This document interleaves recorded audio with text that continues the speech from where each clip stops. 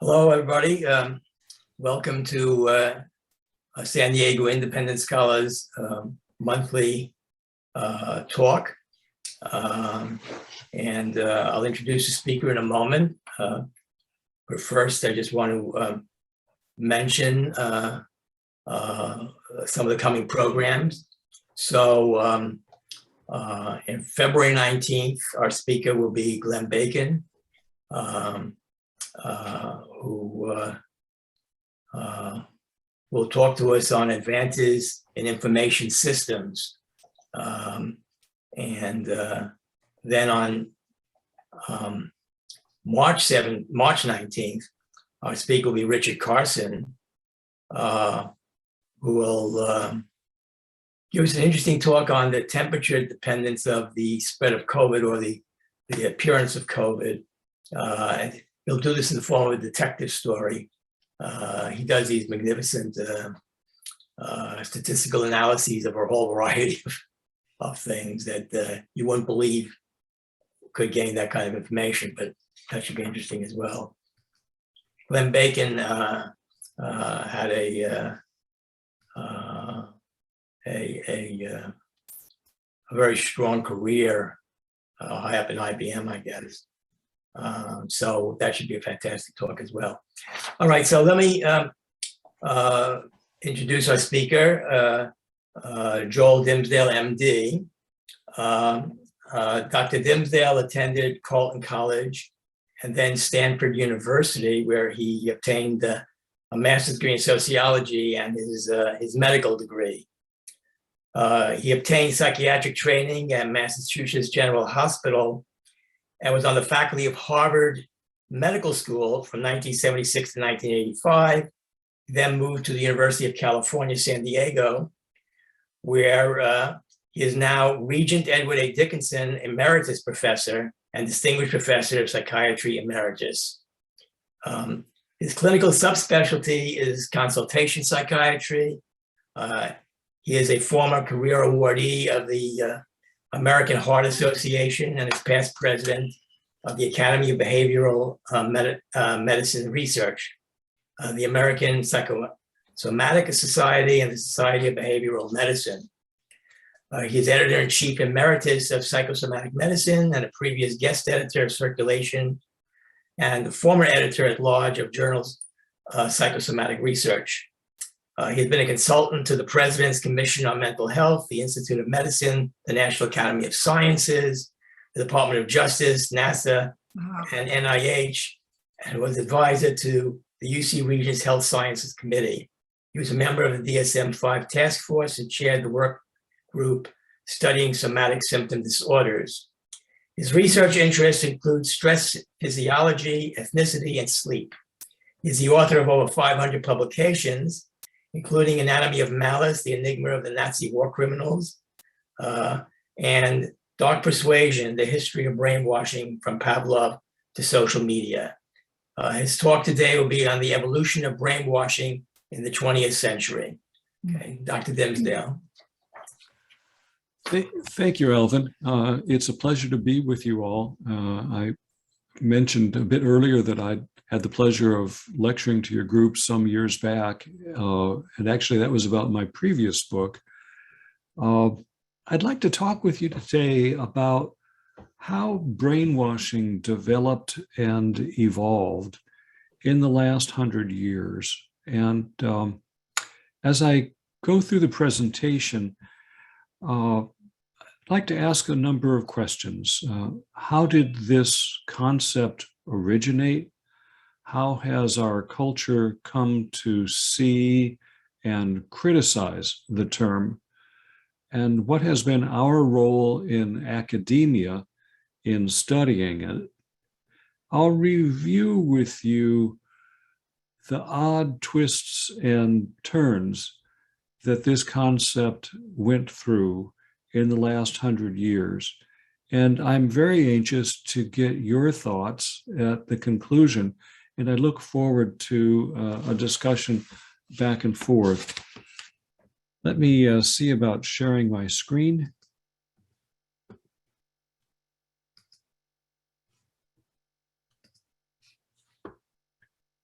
So can you all see that? Okay, great. So my previous book, Anatomy of Malice, focused on understanding how state leaders could orchestrate malice on a genocidal level. Subsequently, I started wondering how a population could be persuaded to follow such a path that was very dangerous and irrational. Were they inherently murderous? Were they victims of propaganda, hoodwinked by propaganda? Or were they brainwashed? And what on earth did that term mean? Where did it come from?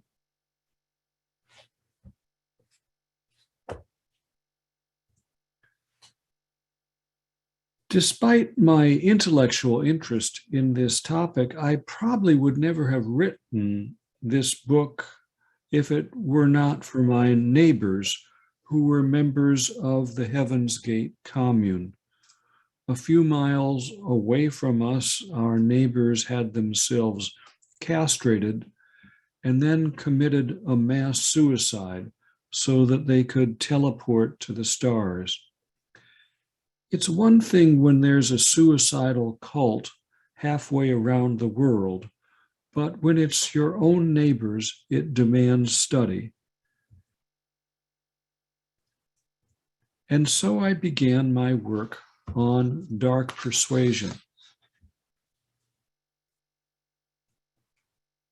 When I tell people I'm interested in brainwashing, the typical response is, Joel, that's musty, old American Cold War stuff filled with bad science and evil scientists. Actually, that's not true. Brainwashing started long before the Cold War, and it continues evolving today. There were Nobel laureates involved, as well as sloppy scientists. Like so many things, there were saints and sinners. And when you look at history, history is always shaped at the intersection of individuals and social forces. If we're going to dive into the concept of brainwashing, words are important. And imagine, if you would, a word cloud filled with overlapping concepts: brainwashing, education, persuasion, conversion, indoctrination, intimidation. These words have some common territory, but they are subtly different from each other. In essence, brainwashing involves coercion, a coercion that is imposed on isolated individuals at times of great strength. Brainwashing harms the individual and can be accomplished through surreptitious manipulation.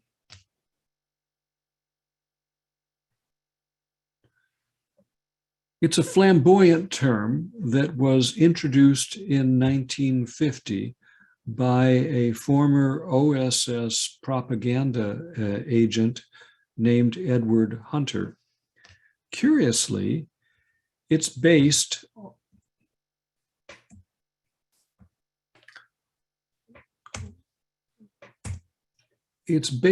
on a Chinese concept of Xinao, which has a very different connotation, more like a retreat to meditate and cleanse the heart.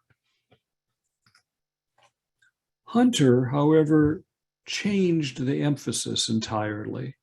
As he said, brainwashing is the terrifying new communist strategy to conquer the free world by destroying its mind. The threat of brainwashing was further magnified by the film The Manchurian Candidate. as a result, we're stuck with brainwashing as a kind of boogeyman versus the scientific alternate of coercive persuasion.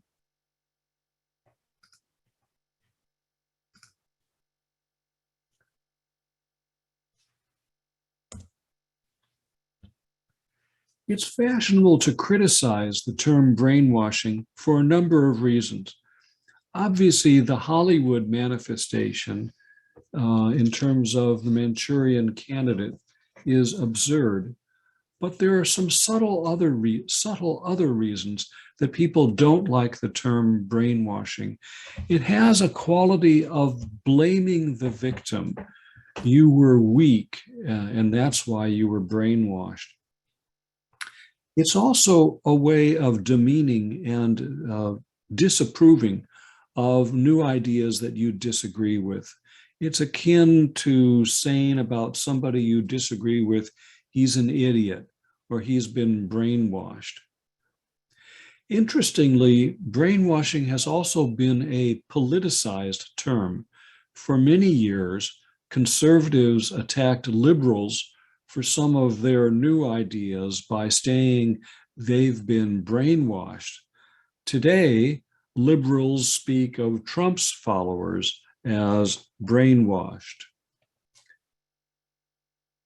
So I think there's so many ways of looking at this. I've started out by applying a sociology of knowledge perspective. And I was interested in how the term has been used and where. You can plot the use of any term in the English language using Google's n-gram analysis of word frequency. This looks at all the published English language books from in the literature and calculates the frequency of word usage and when it appears. I've graphed the term brainwashing and how it's been used in the literature from the year 1900 to 2000. And as you can see, the term appears in 1950, has a meteoric rise, and continues to be used widely. So at least in general culture terms, brainwashing is a term that has some meaning. But just because the term's in a book doesn't mean it's real or respectable. You could look up unicorns and find similar changes in frequency. So for that reason, I thought I'd look at PubMed, the Library of Medicine term, to see how brainwashing was used in the biomedical literature. Here again, you see that the terminology is alive and well, and if anything, seems to be more common. So finally, I've looked at Dr. Google, and I looked at the web pages, and you can see that there are 34 million web pages that have something to do with brainwashing. And sadly, I think the better terminology, coercive persuasion, just has 48,000 web pages. So from all of these sources, I think you can conclude that despite all of its limitations and its flamboyance as a term, people are interested in brainwashing. They are looking at this in a variety of literatures. Well, just because you may not like the term brainwashing, does the phenomenon exist?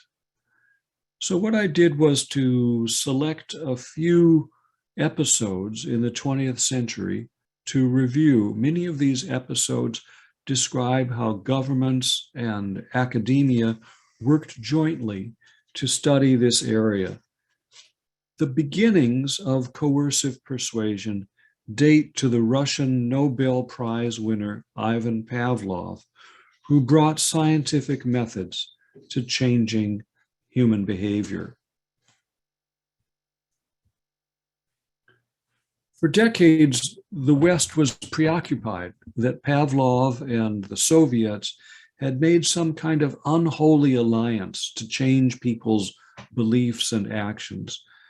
The CIA observed Soviet psychology is concerned with the concepts of Pavlov, the belief that men can deliberately be made to pursue behavior under controlled environmental conditions.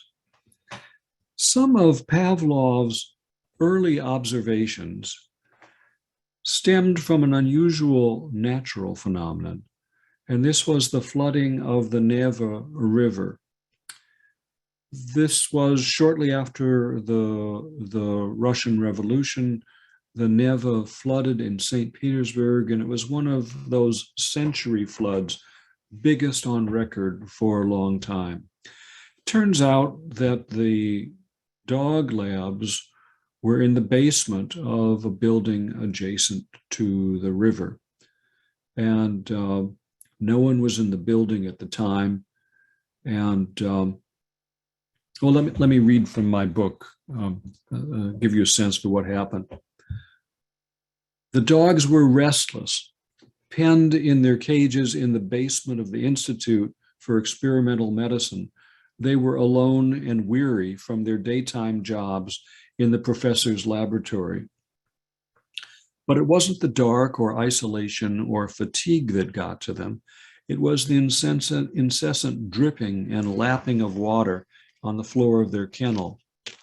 Although it had started as a fairly typical overcast day, the rain increased until the river once again flooded and headed straight for the dogs.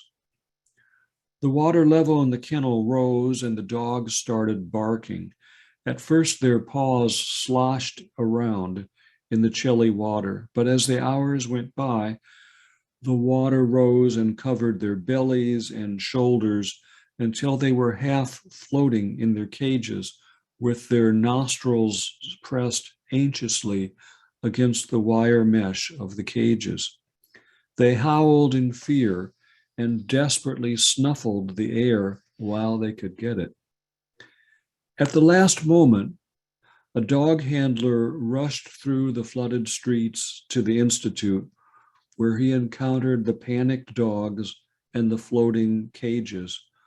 One by one, he rescued the dogs, but first he had to force their heads under the water to get them out of the cages. The dogs were never the same. Their dispositions changed dramatically. The weak became aggressive, and the aggressive became shy. It was as if an entirely new being inhabited each dog. This was bad enough, but the researchers were also struck by the fact that the dogs had forgotten all of the complex learning they had acquired in the laboratory. The dogs' memories were wiped clean. The staff talked about the dog's memory loss for weeks, and the scientists wrote their colleagues about this strange event. This might have been dismissed as a curiosity, except that it took place in the laboratory of Nobel laureate Ivan Pavlov. Pavlov built his career on meticulous observation and experimentation. For the rest of his life, he talked about the flood, and his comments about traumatic stress and memory reverberated widely, given his relationship with Russia's communist rulers. Pavlov was intrigued by his dog's behavior, and he started studying how behavior change could be brought about by stress. Ever the experimentalist, 2 months later after the flood, he re-exposed one of the dogs to a stream of water flowing into the chamber. The dog froze and once again forgot all of its newly acquired learned behavior. Pavlov theorized that trauma leads one to a breaking point and that behavior can be changed profoundly by stress. This would all have led to scientific papers, just scientific papers, except for Lenin's interest. He visited Pavlov's laboratory, and it was more than a photo op. He stayed for hours and asked Pavlov's help in molding the new Soviet man to build the new world of communism.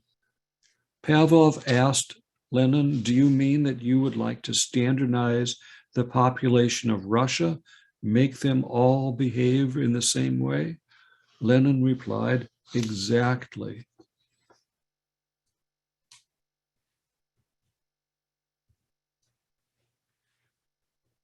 Lenin handsomely supported Pavlov, and the Soviets funded him with a staff of over 350 research assistants and postdocs for his institute. Think about that. In those years in the Soviet Union, it was a time of virtual famine. The economic programs had such a devastating impact on the country.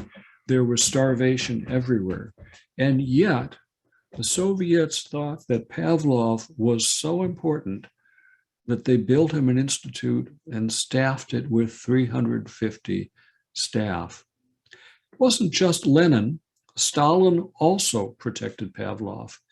Even during the Great Terror, when Stalin attacked so many prominent party officials, intellectuals, and military, Pavlov was safe.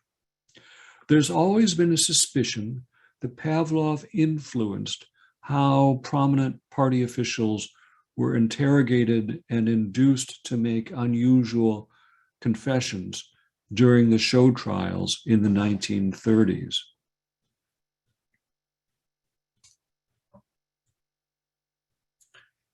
After World War II, the Cold War started off with a resumption of these show trials, this time involving Cardinal Joseph Mindszenty from Hungary. This slide shows a before and after view of the cardinal. He was an ardent Hungarian nationalist who opposed any encroachment on the rights of the church. He was imprisoned, placed in solitary, starved so much that he lost 50% of his weight, beaten and drugged. But what got to him most was the solitude. He wrote, "The quiet of solitary destroys the nerves. The monotony shatters the nervous system and wears the soul thin." He eventually confessed to a series of unlikely deeds, like trying to sell the Hungarian crown jewels. The West assumed that the confession was elicited through some special communist breakthrough in coercive persuasion. During World War II, the Allies and Axis countries focused on drugs for interrogation, or as they called it, truth serum. Could a way be found to extract information from the enemy rapidly and reliably? Could one protect one's own agents or soldiers from disclosing secrets under truth serum? Truth serum has always captivated the popular imagination. In this cartoon, scientists learned that their new truth serum works when they test it on a fisherman who honestly describes how small the fish was that got away.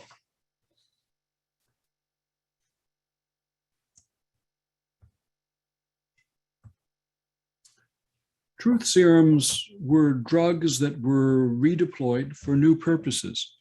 In obstetrics, various drugs were studied to help ease the pain of childbirth. They became popular after Jon Snow treated Queen Victoria. Initially, chloroform was used, but German doctors found that a combination of scopolamine and morphine was effective in eliciting what they called Dämmerschlaf, or twilight sleep. In 1916, Texas obstetrician Robert House was performing a home delivery in a farmhouse using the German twilight sleep protocol. He observed a curious phenomenon. He wanted to weigh the baby and was looking around for scales in the kitchen to weigh the infant. And he asked the husband, and the husband said nothing, and he was looking around when all of a sudden the mother, who was still under anesthesia, said, "The scales are in the kitchen on a nail behind the picture." House was intrigued. He became convinced that twilight sedation made it impossible to lie and could compel answers to any questions. Furthermore, he was convinced that jails were full of people who were wrongly convicted. As a result, sheriffs, prosecutors, and defense attorneys sought him out to interrogate prisoners to learn the truth. His technique rapidly achieved worldwide prominence. This engraving, for instance, is an illustration from a Spanish textbook of forensic psychiatry published about 100 years ago.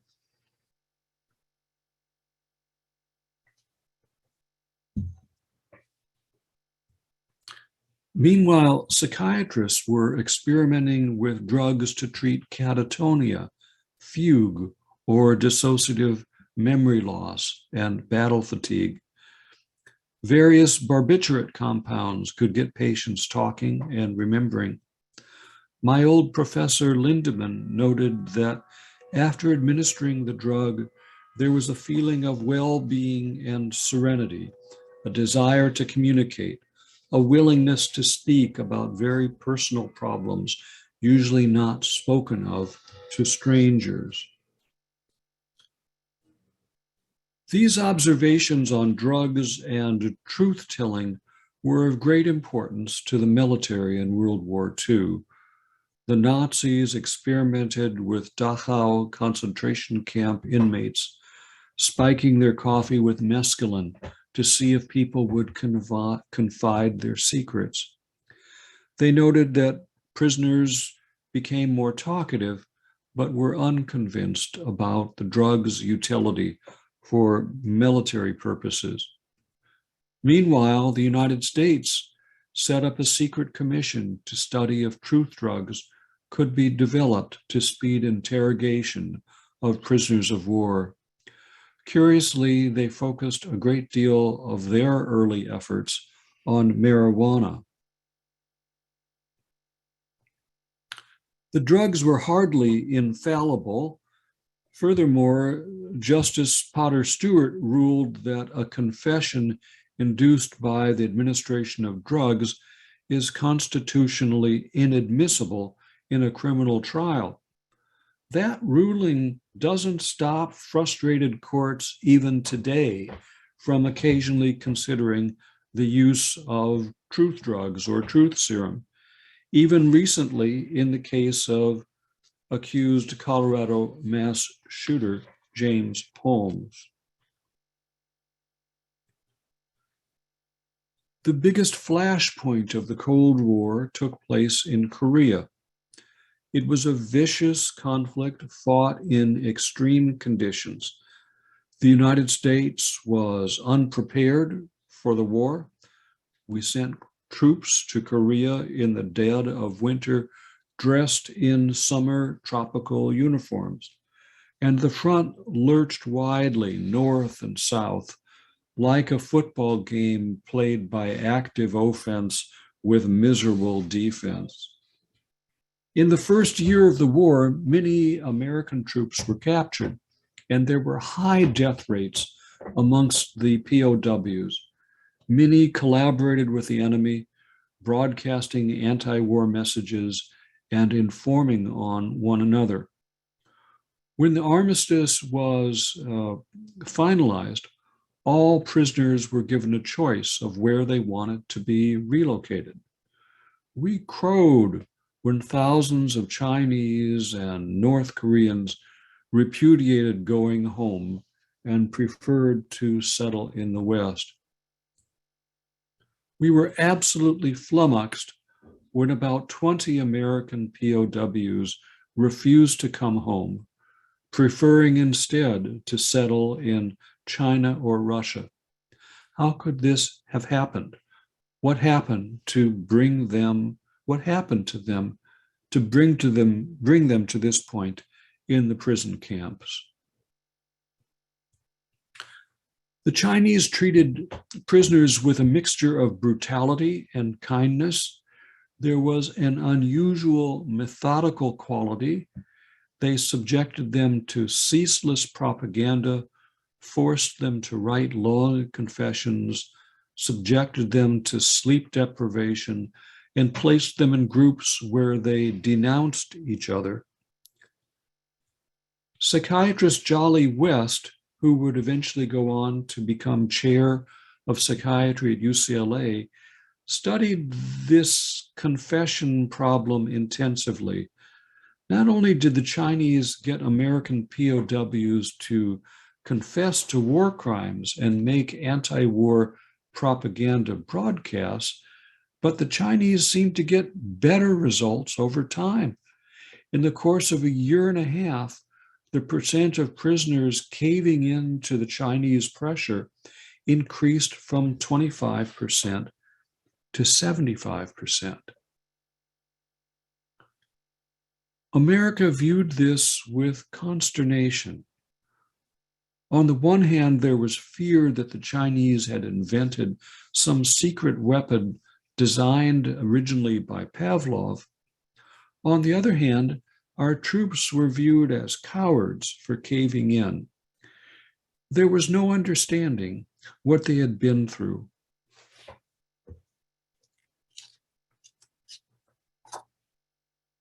Herb Bloch captures this mood at home brilliantly. In this cartoon, you see two executives sitting in their private country club, drinking and smoking cigars and discussing world events. One says to the other that he would never have caved in. Instead, he would have said to the Reds, "Now see here."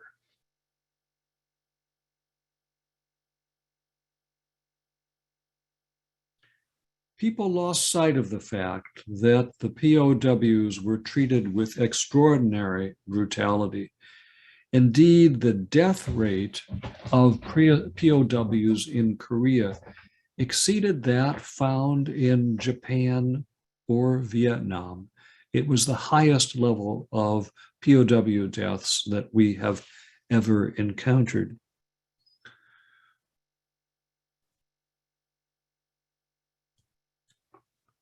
Two critics of the Korean War were particularly harsh in their judgment of our soldiers, Major William Mayer and journalist Eugene Kincaid. To their mind, the GIs had no gumption. They were victims of momism. The fault was that liberals had sapped our strength so much that there was no discipline, so that 38% of the prisoners of war callously allowed themselves to die. Other voices were not so sure about that judgment. They pointed to the prisoners' debility due to starvation and exposure to severe cold, their total dependency on their captors, and the constant dread of being forced to witness executions and being subjected to mock executions. In light of the Korean experience, President Eisenhower was advised to start a brain war offensive that would bring together the CIA and academic researchers. Allen Dulles, head of the CIA, felt that there was a contest with Russia to develop new techniques of brainwashing.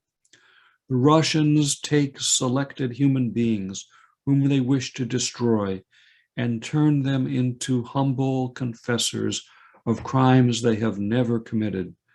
New techniques wash the brain clean of the thoughts.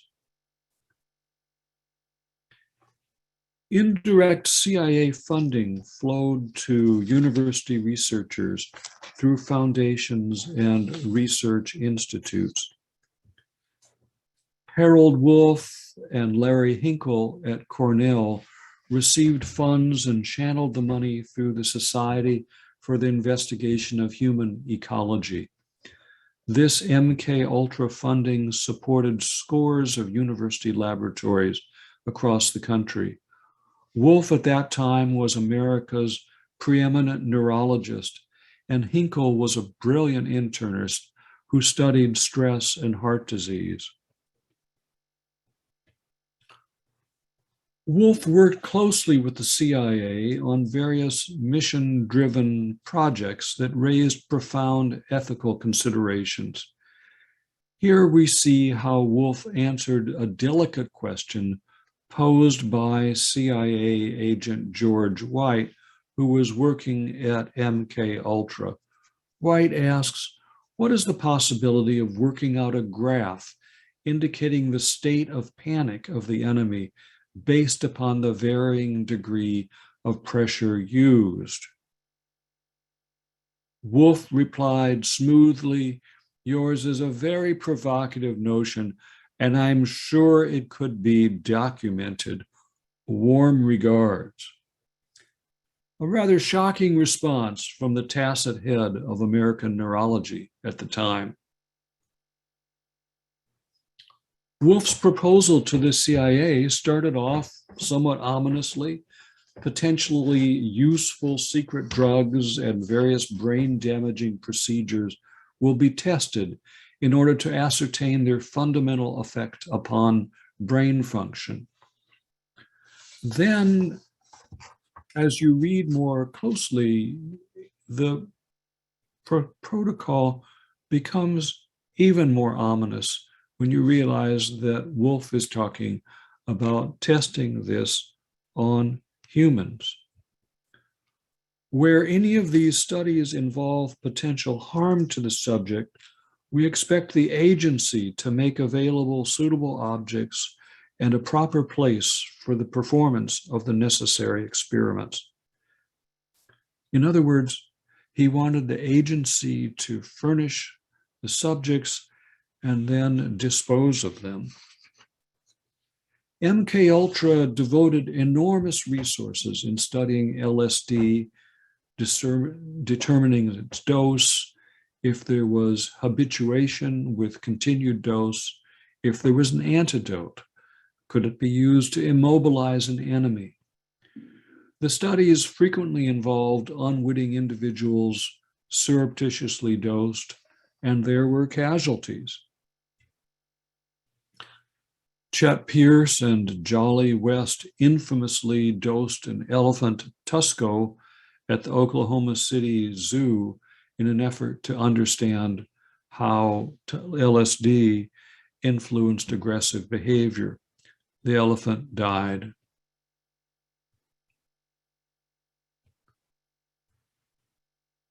Perhaps the most notorious experiment involved Frank Olson, a government scientist who was surreptitiously dosed with LSD, dropped into his Cointreau at a retreat, and who became severely depressed and agitated. This family photo shows him as a father in happier times.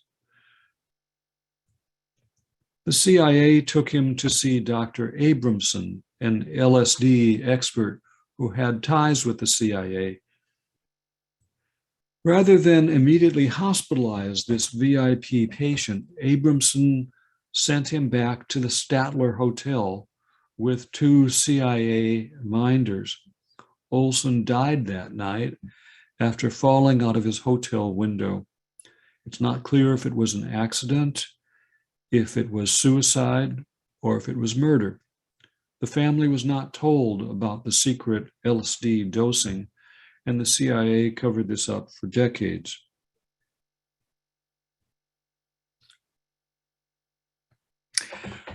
Perhaps some of you are familiar with Robert Ludlum's Jason Bourne books and movies. I adore them. Recall the plot. A young soldier played by Matt Damon goes to see an avuncular psychiatrist who agrees to radically restructure the young man's life. The doctor destroys the man's painful past memories and trains him to become a consummate assassin.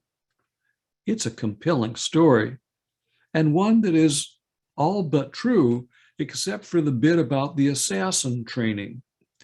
It describes one of the most notorious CIA-sponsored brainwashing studies.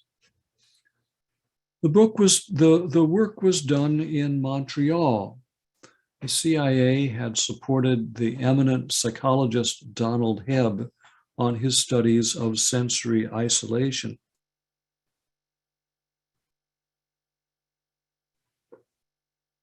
Hebb observed that when people were isolated from their environment, they became highly suggestible.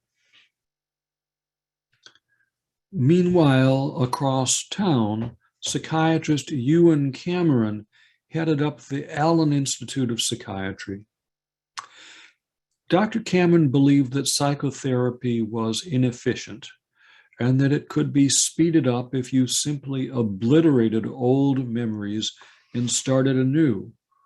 With the support from Cornell's CIA-sponsored institute, he obliterated memory with massive doses of electroconvulsive therapy, as well as cocktails of drugs. After weeks of this, he played tape loops up to 250,000 times while his patients slept to teach them how they should think and feel. He succeeded in destroying memories, but could not show that his patients learned from the tape repetitions, and the lawsuits are still being adjudicated. From roughly 1915 to 1965, governments and universities tried to develop tools for brainwashing.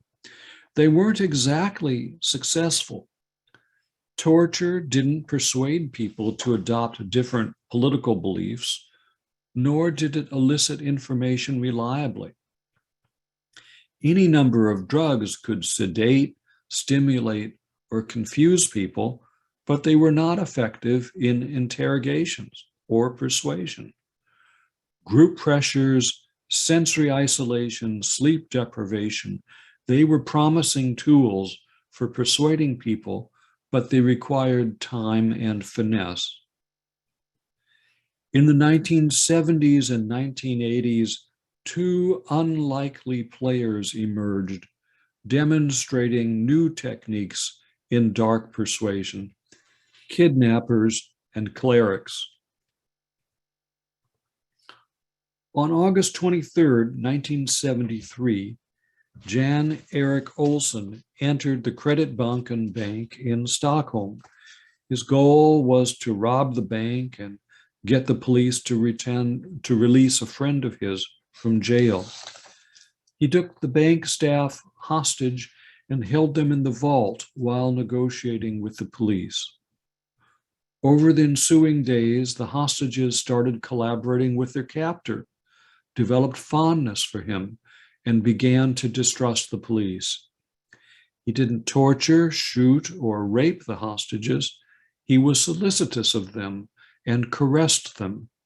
As one hostage put it, when he treated us well, we could think of him as God. When the police eventually liberated the hostages, they hugged the bank robber and shook hands in farewell, calling out, "We'll see you soon again." This wasn't just some Scandinavian liberal aberration. Similar events have been seen all over the world, sometimes involving terrorists, sometimes kidnappings for money or sexual exploitation. These situations have become known as habas, or hostage and barricade situations. We have data from a dishearteningly large number of such situations. To a certain extent, the hostage is correct in distrusting the police. In a hostage kidnapping rescue situation, the hostage is more likely to be shot by the police rescuers than the kidnapper. 50% of captives form some kind of positive bond with their captor. The extent of the full-blown Stockholm Syndrome is unclear. Considerable work from all over the world has attempted to define what kind of hostage situation or what kind of victim is more likely to be associated with this paradoxical fondness for the hostage taker. Stockholm-like phenomenon appear during longer captivity, and children appear to be particularly vulnerable.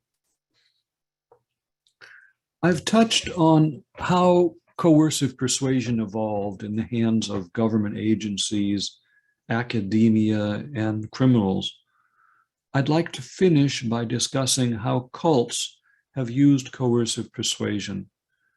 There have been many, many small groups, frequently with religious, spiritual, or personal growth agendas, that have veered off into violence and coercive persuasion. I've time today only to discuss our homegrown cult of Heaven's Gate. Heaven's Gate began in Houston and was led by Marshall Applewhite and Bonnie Nettles, who renamed themselves Bo or Doe and T or D. They were convinced that they literally belonged with the stars and that they were trapped on Earth in bodies that were actually archaic vehicles from space. They started wandering and proselytizing about UFOs and redemption. They formed a group called Heaven's Gate and preached a life of asceticism. Get your vehicle under control was their motto.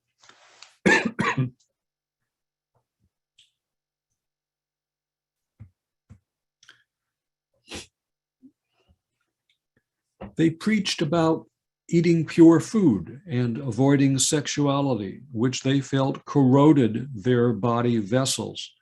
Some even had themselves castrated to stop sexual temptation. They emphasized conformity and renamed themselves with peculiar names ending in "odi." They discouraged contact with family and old friends. Instead, they meditated extensively and listened to lectures from Bo and T. Each group member was assigned a partner in the group to keep track of their thoughts and behaviors.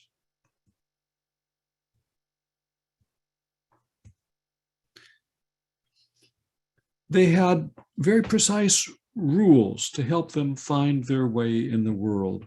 Major offenses were things like deceit or sensuality. Lesser offenses included things like having private thoughts or being curious. Over the years, the membership dwindled and the feel of the group darkened.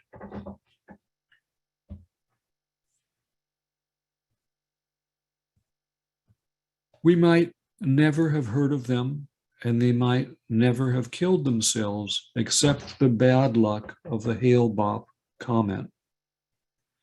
In 1996 and 1997, this was the brightest and longest lasting comet in known history. Perhaps some of you remember it. It came upon us as a surprise, and Bo was convinced that trailing the comet was a spaceship coming to take them home to the stars.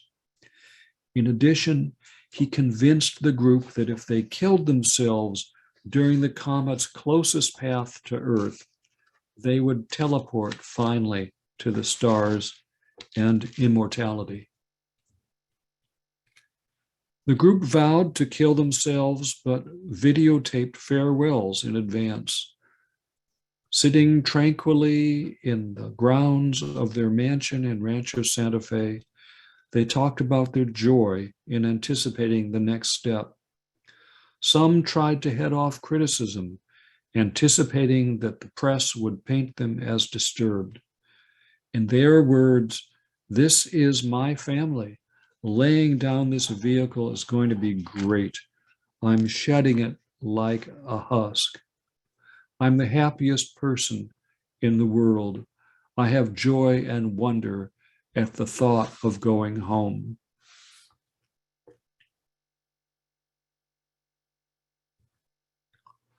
Over the course of one day, they killed themselves in 3 waves, all dressed the same. They ingested vodka, barbiturates mixed with pudding. They put plastic bags over their heads, and they were all gone. When the bodies were discovered and autopsied, pathologists in the county were astonished to find that many of the men had been castrated.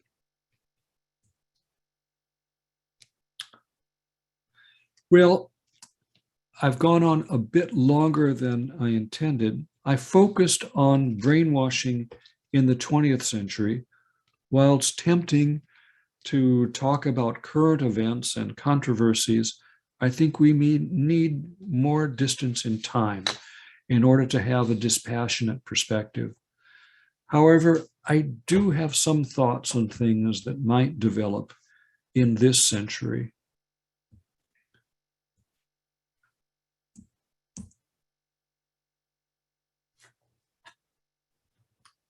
The first challenge will be neuroscience.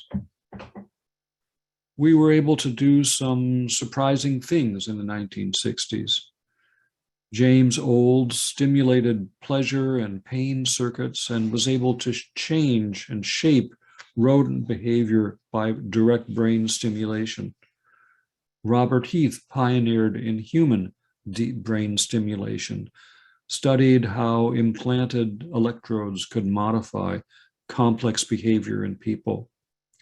The CIA famously approached him and asked that he work with them on pleasure and pain circuits, but he spurned their invitation, saying, "I'm a doctor, not a spy." But we can do much more today with safer and more precise surgery.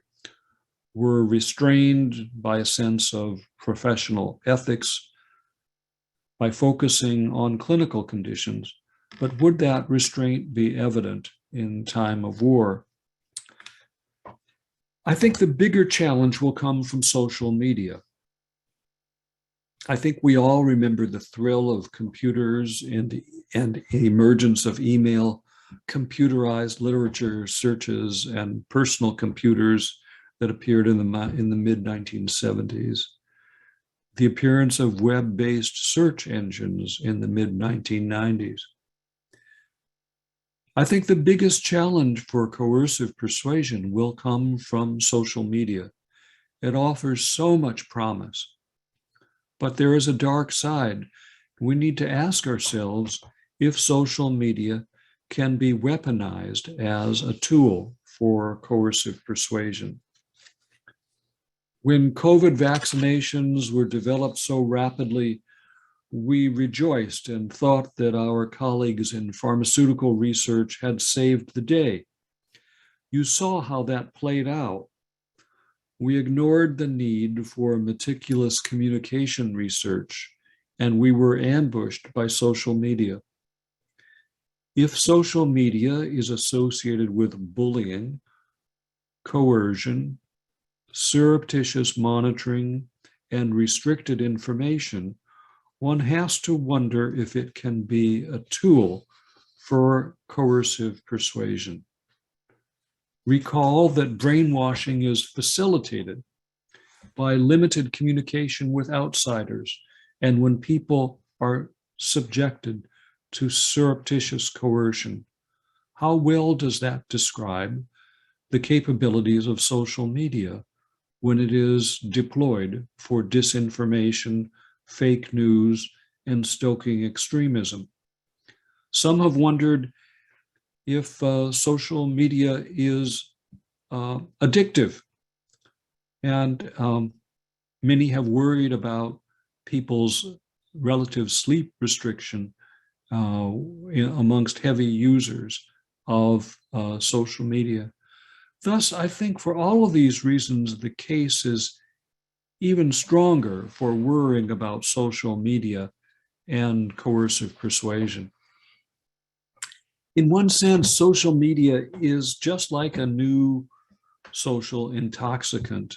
And as we know from the example of drinking and driving, it takes generations for cultures to develop expectations and norms and regulations for how one deals with new intoxicants.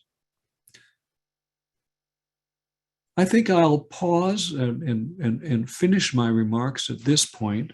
And I'd like to leave you with a couple questions. What do you think about the concept of brainwashing? Have you encountered coercive persuasion in your own life experience or that of family and acquaintances? So with that, I thank you for your interest and I look forward to discussion. Well, thank you very much, Dr. Dimsdale. That was marvelous. I think everybody's still muted, so you won't hear the applause. Do a little applause here. And we can open it up for questions or answers to your question.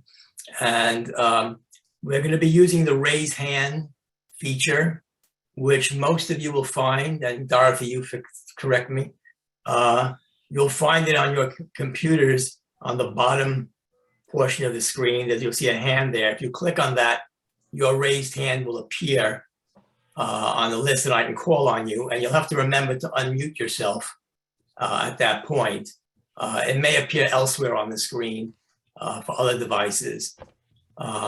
So I'm looking for raised hands, and I see somebody who's described as 1, 2, 3, 4, 5. That's I didn't describe myself like that. Zoom did. Oh, you did. I think Zoom is brainwashed. There you go. So please ask your question. It's not a question so much as observation or comment. I believe that this is brainwashing is nothing new, and it's still going on every day.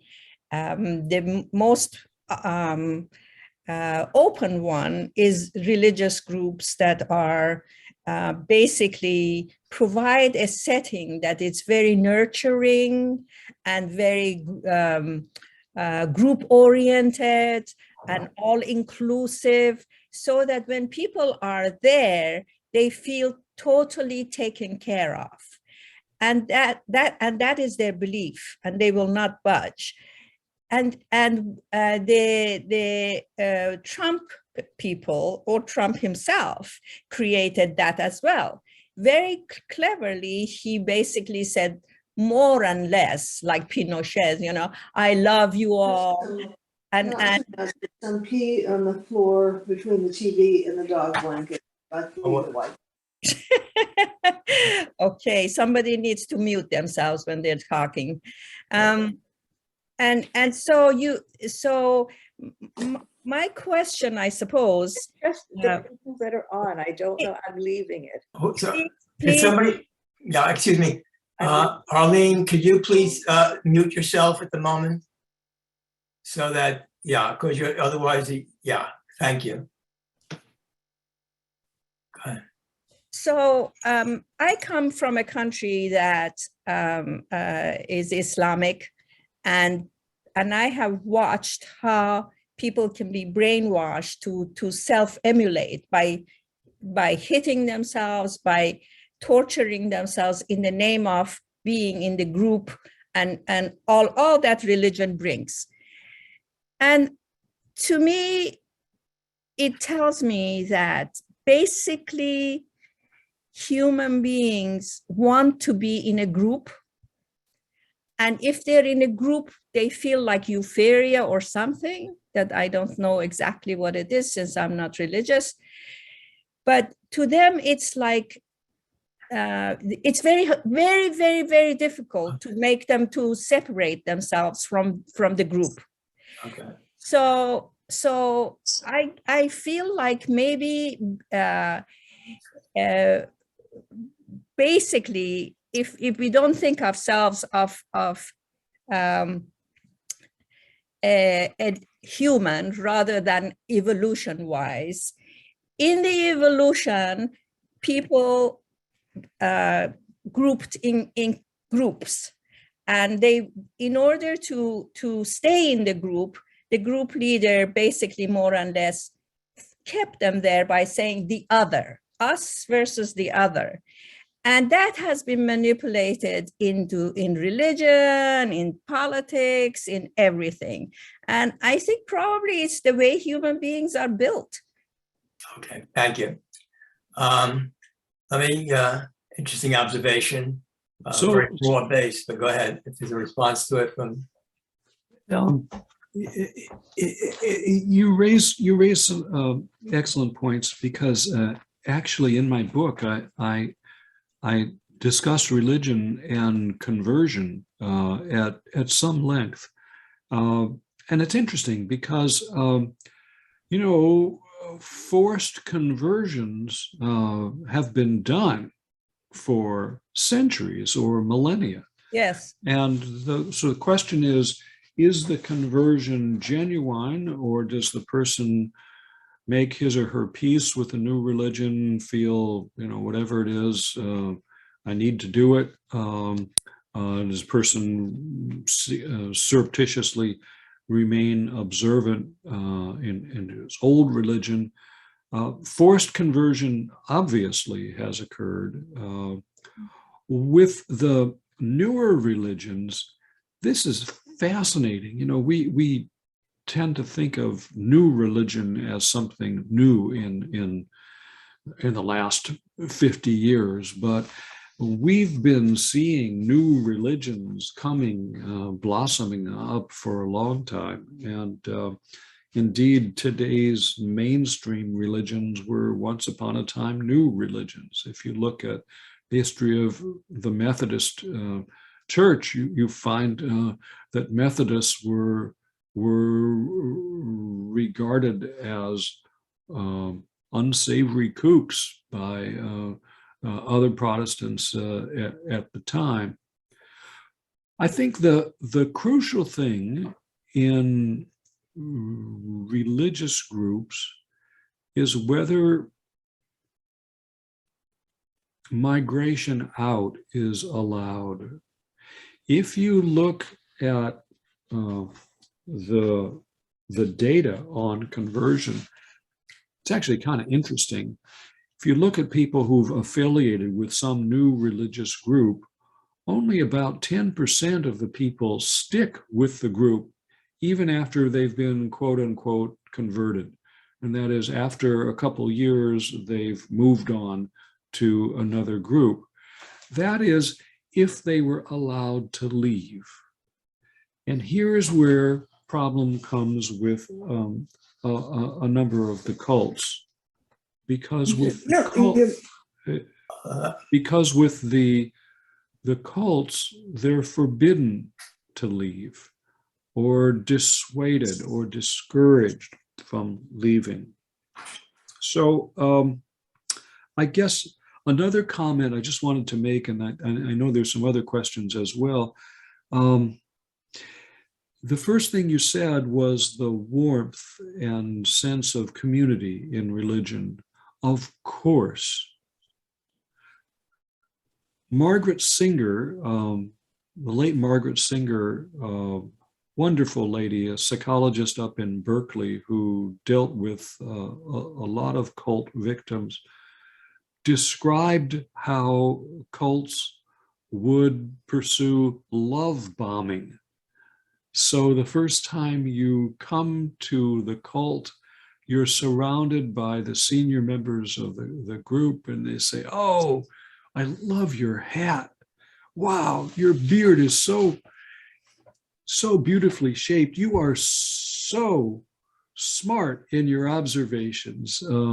Come sit next to me." So this love bombing, this warmth in group pressures is one of the ways that cults suck people in. I see someone sent me a note in chat, and I'm not able to multitask simultaneously, so I didn't get to it while I was speaking. But Sharon asked, "What on earth is engram?" And the answer is yes. Look it up, NGRAM. Look it up on Google. It is a quite extraordinary intellectual effort where they basically have scanned the English literature, and you can look at the onset and offset of terms and concepts over time. Thank you. Let's go on to Miriam Kastner. Have a question? Miriam? You have to unmute yourself. Yeah. First of all, I just make an observation at a meeting in China when I was, and we talk about China, about more than 1 billion people. Meeting in China, I was in a hotel, and you go to the hotel, you open television. The only channels on television, there is absolutely nothing, no outside channels, which you don't see in anywhere, nothing. I was looking at CNN, I was looking at the obvious outside channels that don't exist. The only channels are Chinese channels. And the channels on the Chinese are telling me how great China is and how it's helping to minorities, to people that that are sick. And I was in the hotel. I was absolutely stunned. It was so sickening. And that is what over 1 billion people have in China. So the internet is such a powerful tool to brainwash billions of people. And that is so scary. That was very scary to me. That's one observation. The other observation is again to religions. In my opinion, every religion is brainwashing. People are born into the religion. At the beginning, they have no choice. Getting out is very difficult, but they sort of brainwash the people. I had a helper, and after surgery of a young lady, she came from an evangelical family. And I mean, that was amazing. It was absolutely amazing how brainwashed she was. So, I mean, it's everywhere. And I don't see how society can help so many people to get out of it. And that's my question. I mean, it's everywhere. What do you do about it?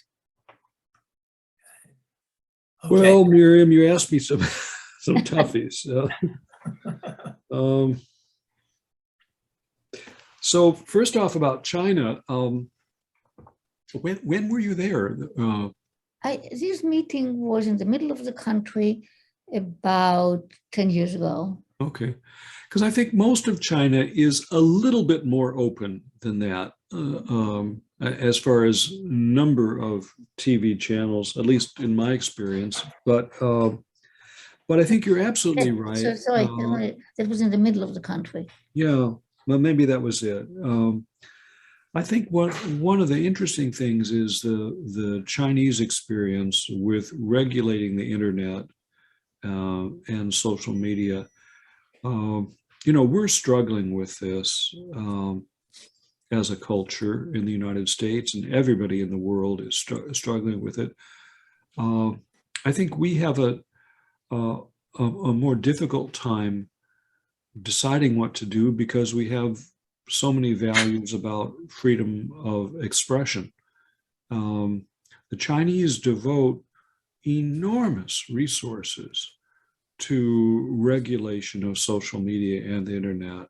Kind of reminds me of the East German Stasi. Something like 20% of all people worked for Stasi at the time. I think the Chinese have chosen to devote just extraordinary effort at these really intrusive ways of regulating the internet. They've got, my book talks about this. There's a phenomenon of what they call cheerleading for China. And they just lard up the internet with all these laudatory statements about how wonderful everything is and how great the country is doing. And that brings me to the topic of propaganda. You know, there's white propaganda and there's black propaganda. And they're both something to be, that needs to be attended to. White propaganda is kind of like cheerleading. It props up the government, it props up the society. And the black propaganda is something that you would do to try to destabilize a country. Russia's efforts, for instance, in the Ukraine. I was afraid somebody was going to ask me, what do you do about this? And so my friend Miriam is the one who has to ask me that question. Let me back into that.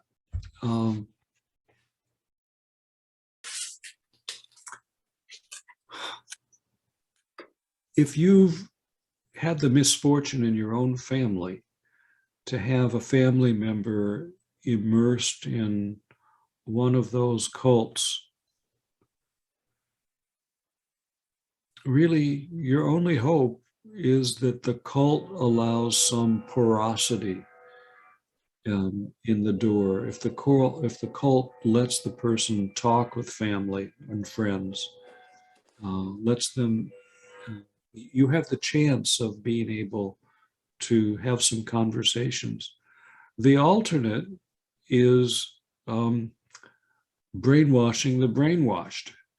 And you may remember that whole kind of sordid story of deprogrammers back in the 70s and 80s primarily, where they would kidnap people who were in some cult, lock them up in the basement, sleep deprive them, love bomb them, all of the things that brainwashers do, except in this case, the goal was brainwashing the brainwashed.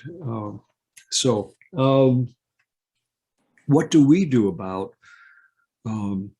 the internet and social media?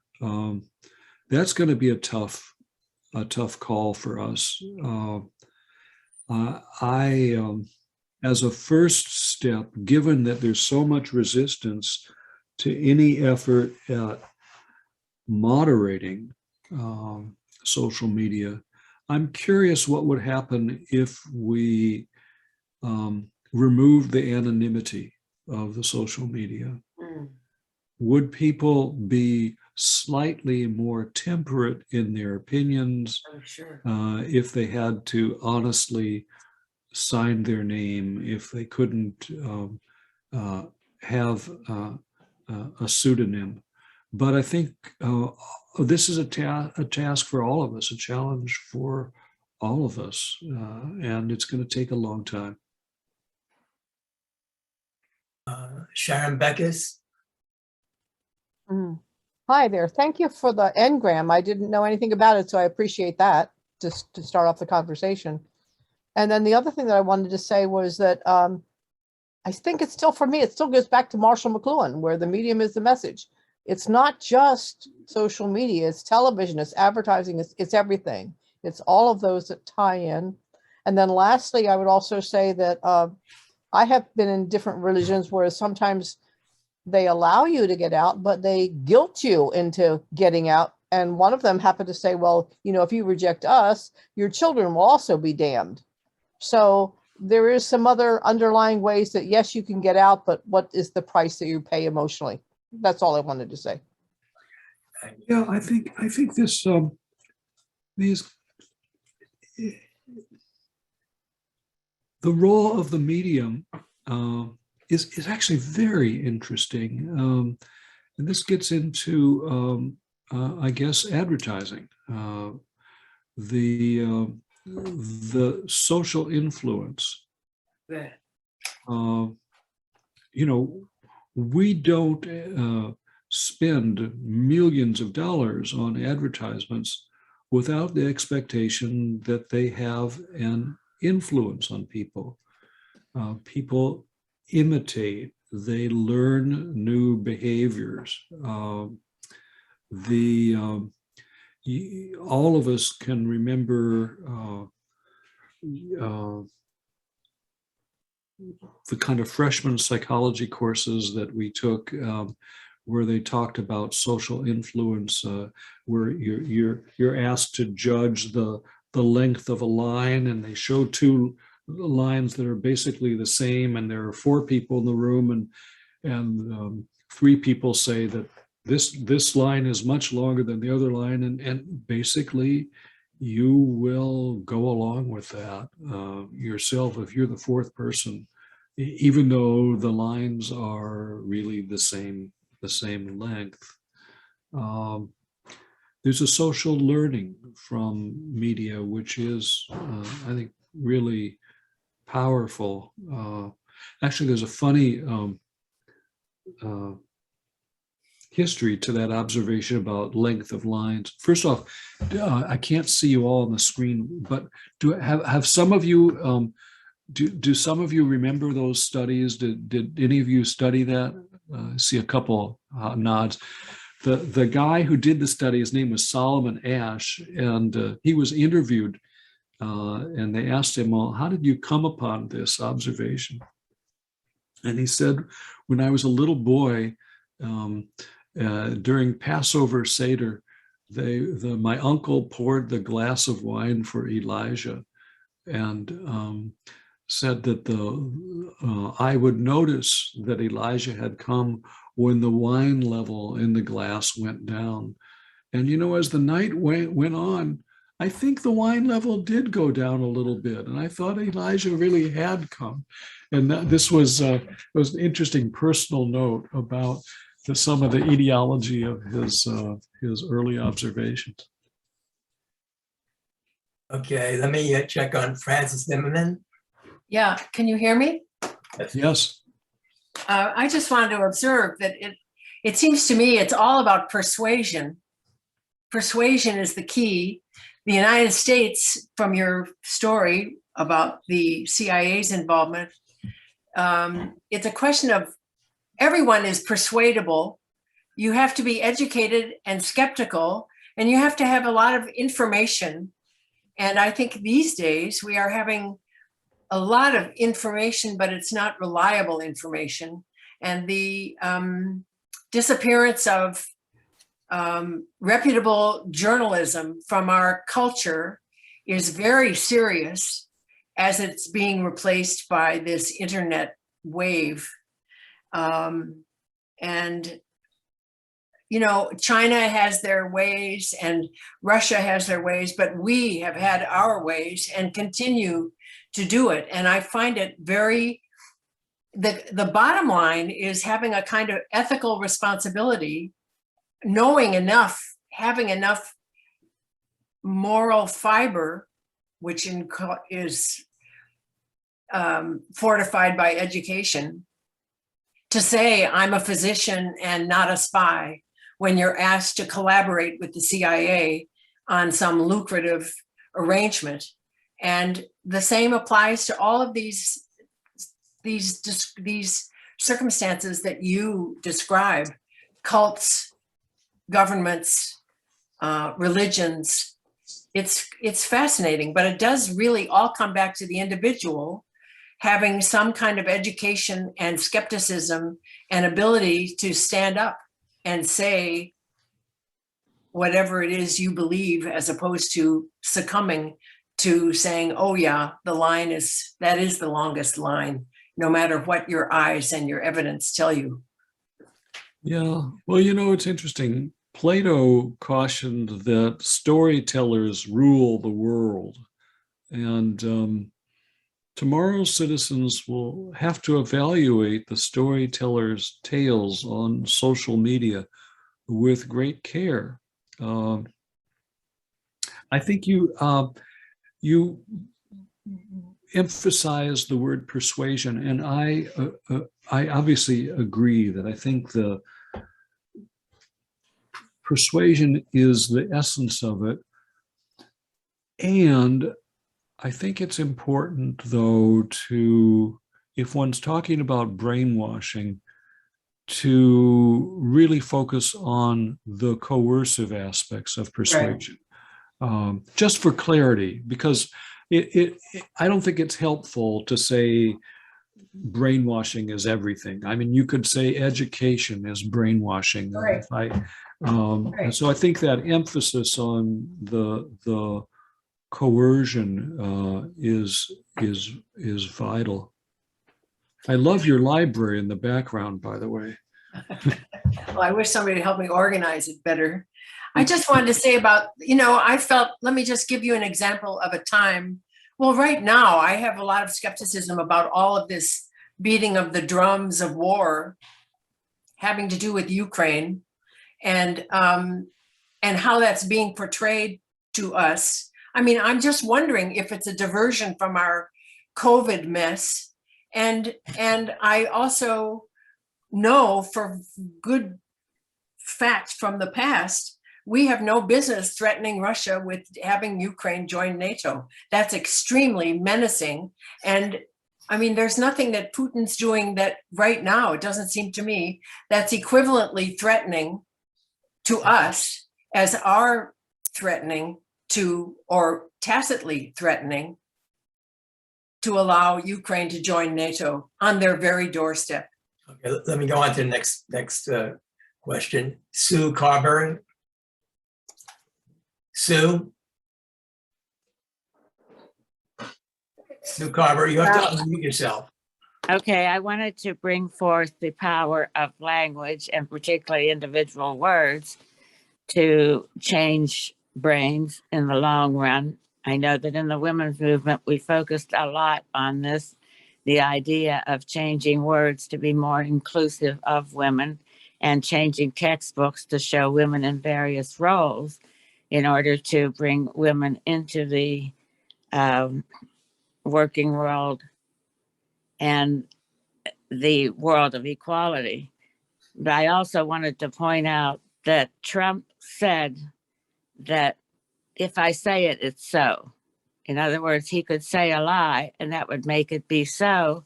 And it seems like that is trickling through a lot of other people's minds where they are repeating it to the point that we don't know if they're actually believing it or not. And the development of what is beginning to look more and more like a cult around him, I wanted to point out that people seem to be afraid of leaving because they will lose their political base, the money that comes to them if they dare to criticize Trump. And some are getting out now, and others seem to be pulled in tighter and tighter. And so Well, I think words have a lot of power. Words are very important. And the imprecision of words is something we have to keep in mind.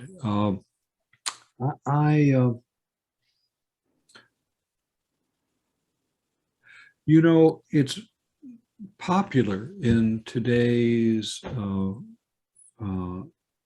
historiography circles to emphasize the subjectivity of history and that there are merely narratives. From your narrative may be different from my narrative, as if there is no reality out there other than in our subjective experience.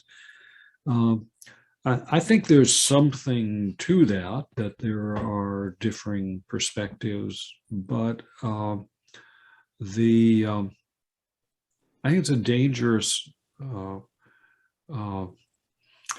way of looking at the world, that I can shape the world strictly by my fiat in terms of my perspective. Now, maybe some world leaders believe that. But as far as current politics, it's interesting. I kind of mentioned this obliquely, I think, in my introduction. Of course, I was tempted to talk about present day politics, but I decided to close this off with the 20th century. Because I think that, honestly, the perspective is so difficult. I have very strong feelings about things that are going on in a culture, but I think as a historian, it's incumbent upon me to look for texts, not opinions, but texts and data. And I think we're on much firmer ground when we are working in the archives and libraries as we go through that. Thank you. Al Karopkin. Thank you. Joel, thanks for a wonderful lecture. I'd like to ask you, isn't there a risk when discussing something like brainwashing, that if you disagree with someone else and you strongly disagree with them, to just allow yourself to say, well, I'm so right and you're so wrong, that you must have been brainwashed to reach your opinion about something? Yeah, Al, it's great seeing you again. Yeah, you're so right. I mean, I think this happens all the time, and we make the mistake. I've made this mistake. Universities, we have all of our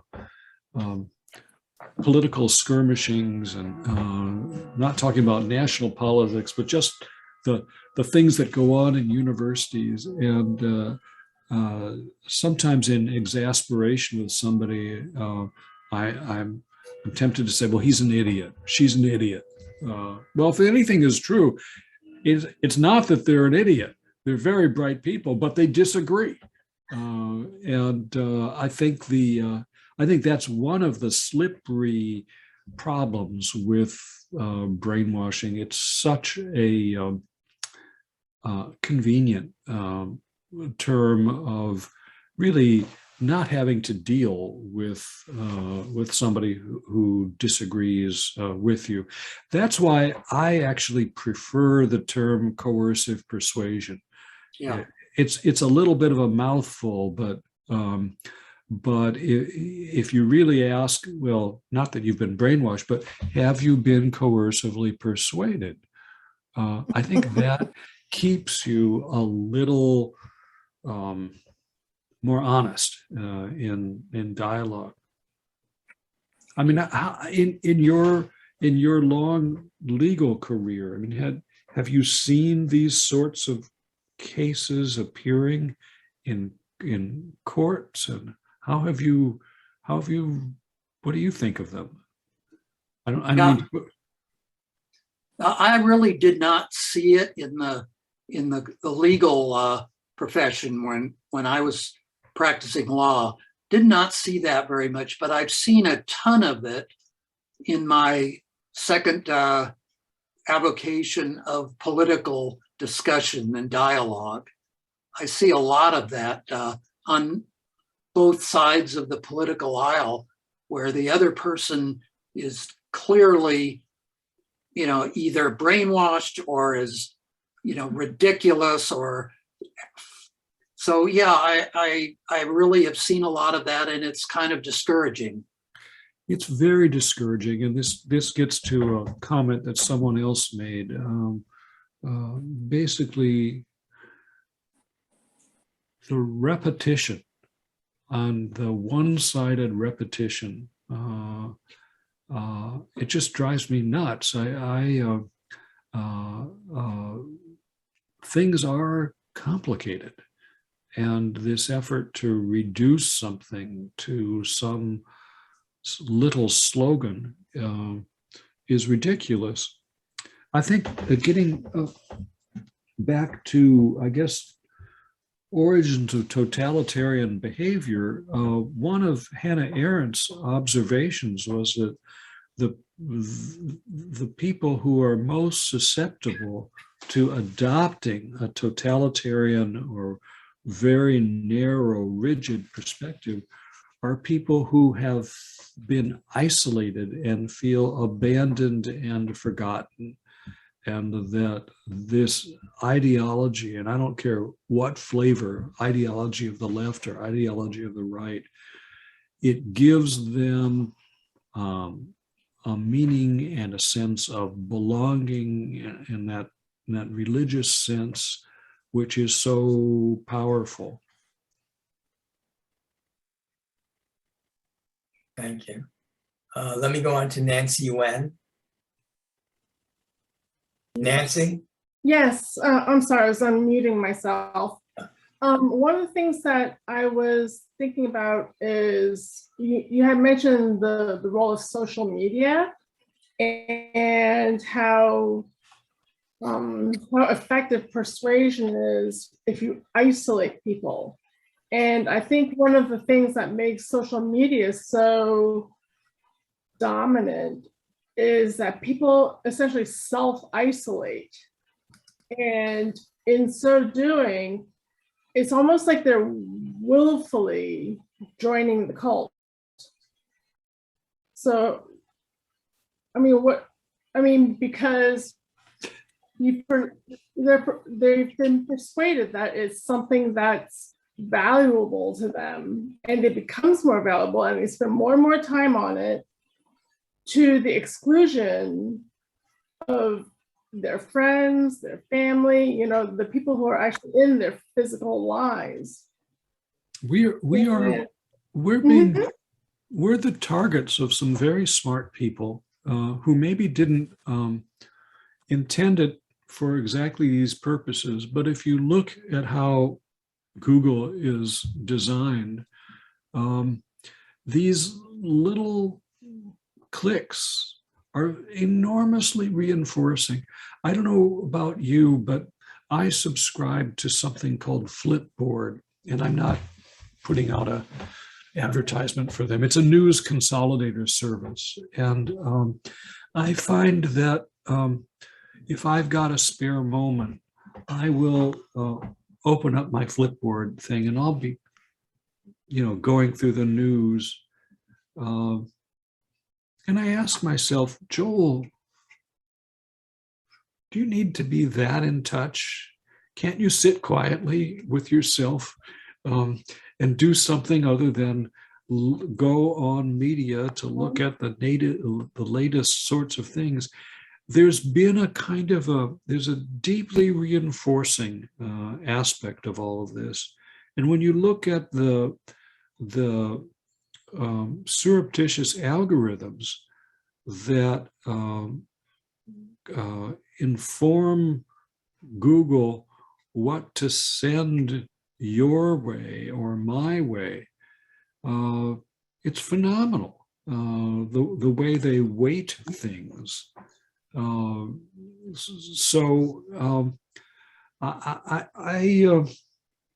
going to have to come to terms with this.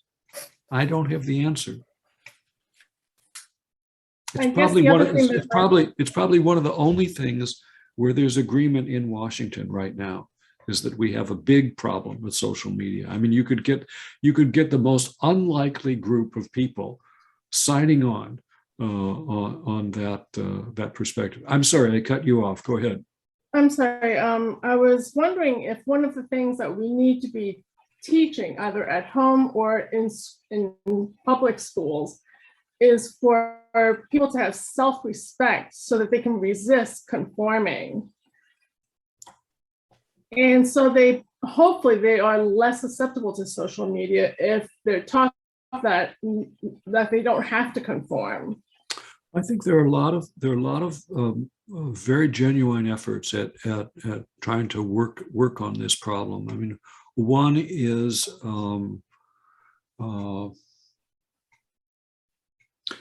pacing yourself and telling people, you know, for God's sakes, put your phone down after such and such an amount of time. Get up. Start if you like. If you're a Fox News junkie, force yourself to listen to MSNBC for half hour a day, and vice versa. There are a lot of ways that people can think about this. I think that the schools, probably the young people, are more savvy on this than we are, and that they have a sense for how things are being steered to you based on your prior clicks. So I think there is some effort in the schools today to try to teach, what shall I call it, social media hygiene. Maybe we need to do more of that. Thank you. I've got about 5 more minutes because my voice is giving up. I see there are a couple more questions, but Yeah, Willard. Yes, I'm trying to remember what I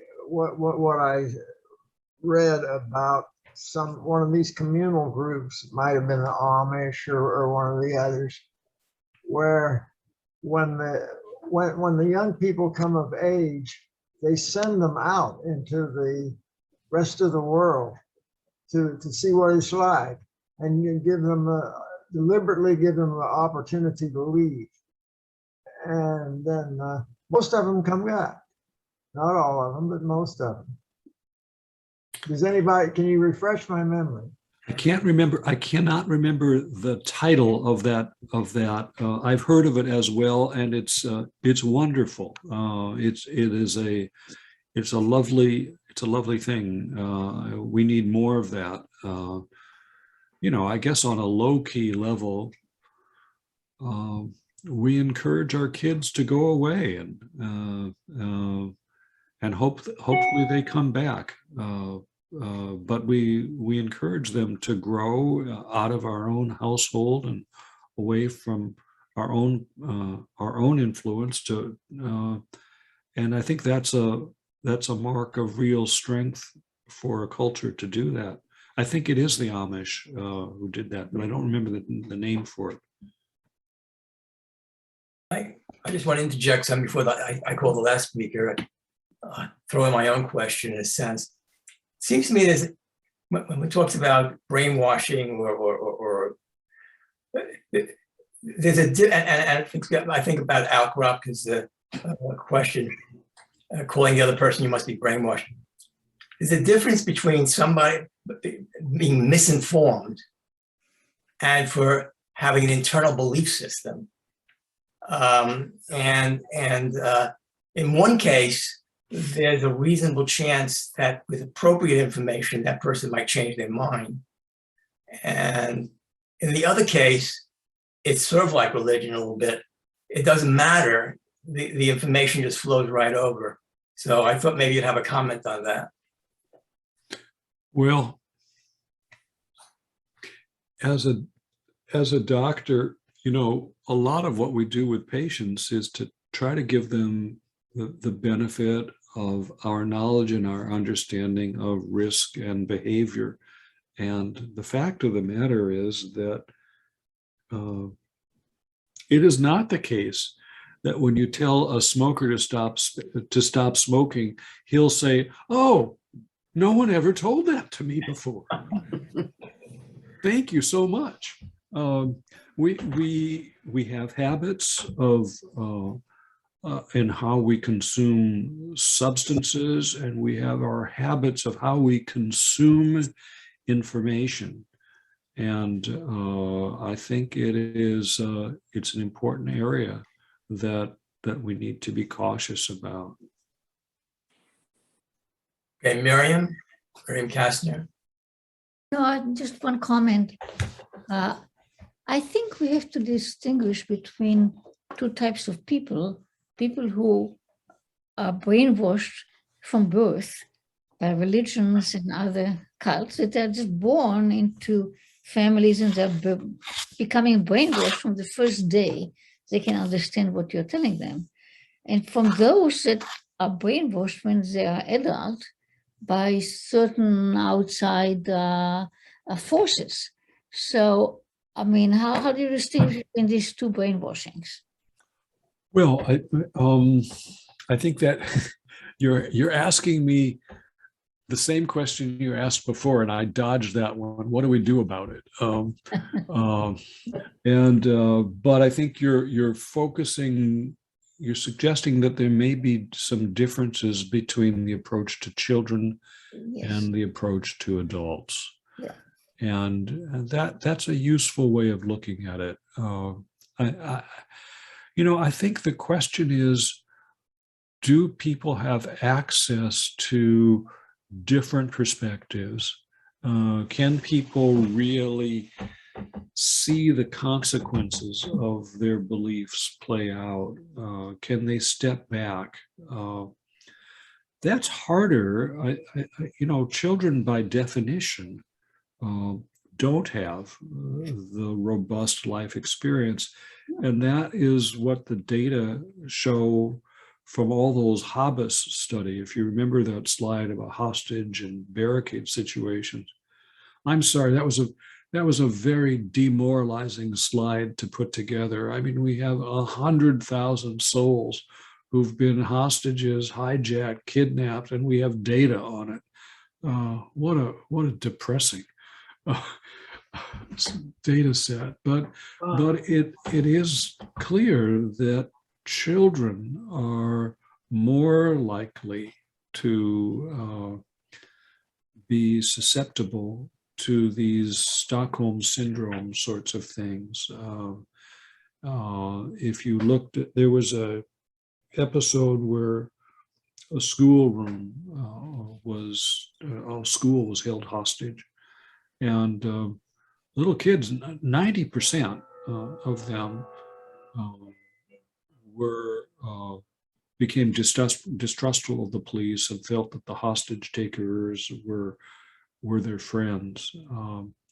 You don't normally see that in adults, but this kind of spread about the existence of a Stockholm Syndrome, the data error, standard error estimate, is what drives the FBI crazy. If all you can say is, well, the Stockholm Syndrome only happens 5% of the time or 90% of the time or something in between, that doesn't really get you very far. On the other hand, if you can focus it a little better and say, okay, in a circumstance with children, how often does it occur? Then I think maybe you can be a little bit further. Yeah, I'm grateful for all the questions. My voice is cracking, and in that case, that was the last question, and thank you so much for taking time to answer the questions, as well as Dorothy. I just wanted to say thank you to Dr. Dimsdale, but if you look in the chat box, there is the link to the YouTube site for the San Diego Independent Scholars.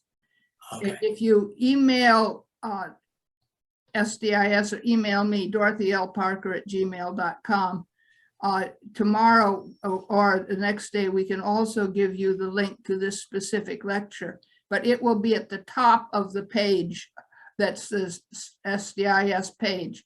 So you may pass, if you want to look at this lecture again, you may, or if you want to recommend it to your friends, you may. Thank you, Dorothy. Thank you. Thank you, Joe. Okay. Thank you, everyone. Thank you so much. Thank you. Yes. Bye-bye. Thank you. Bye.